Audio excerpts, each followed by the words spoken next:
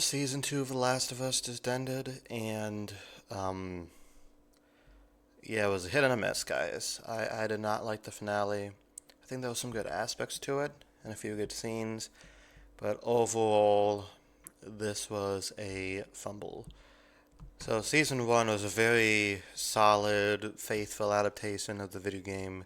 Season two kind of does their own thing, which I'm not necessarily against, as long as what they replaced the original with is still good. You know, I liked episode 3 of season 1, the one with Bill and Frank, even though it was different from the video game.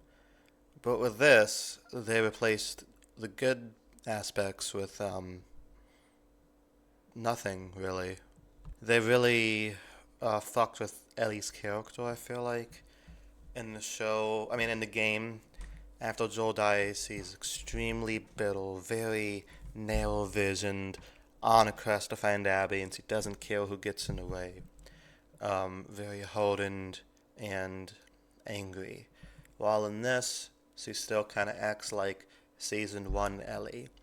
Now, I know a lot of people are blaming Bella Ramsey for it. I don't really think that's I don't really think it's her fault because most of those decisions go down to the writing. The character comes off as much less intense, and she doesn't really seem like she's focused too much on the objective. She's very weak and indecisive.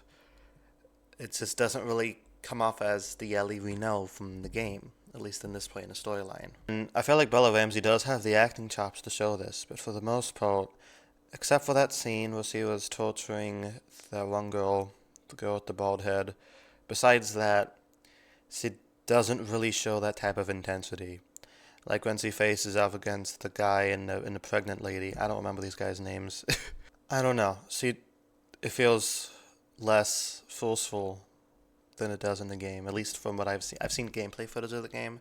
I haven't actually played the second game yet, though I know most of what happens. I'm playing the second game in the summertime. This finale also has a lot of pacing issues. Um, it just there's a lot of moments that when they happen, like these huge moments, they seem they fall flat. You know, because we didn't really have the time to delve into them. But also, the time they took that could have delved into it was wasted on other stuff this season. Like a lot of moments in the season where things come to a screeching halt. This happens again in this episode, when Ellie goes to the Seraphite Island. This did not happen in the game. um, it just seems to add like filler scenes that don't really add anything to the story or the characters' arcs. So I'm a little bit confused as to why that was there. More time should have been focused on character development, but also Ellie is just not the same Ellie we've come to love in the second game. Not love, but like get invested in. But Ellie's still a really hard character to love. I thought the last few scenes were good. I like how Jesse was developed before he dies, but I just feel like the mission is kind of just all over the place. You know, I like this feels more of like a field trip for Ellie than it does an actual hardcore revenge story.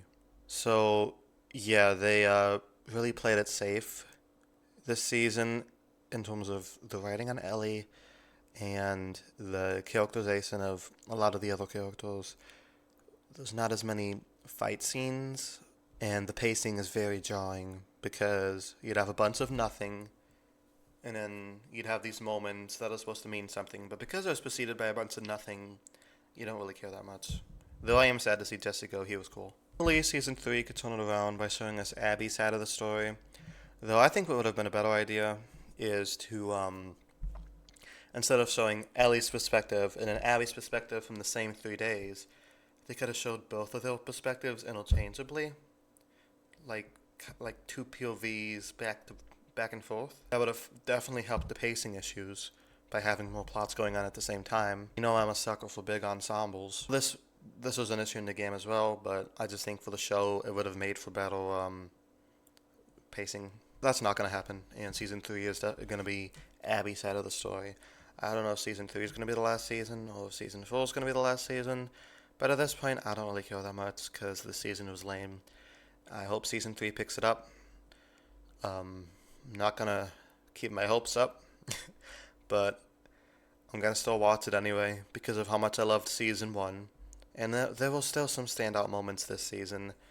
But if you're a casual fan who only saw season 1, I would just recommend watching episodes 2 and episode 6 because those are probably the only great episodes of the season. The rest of the season ranges from mid to bad. This finale was probably the worst.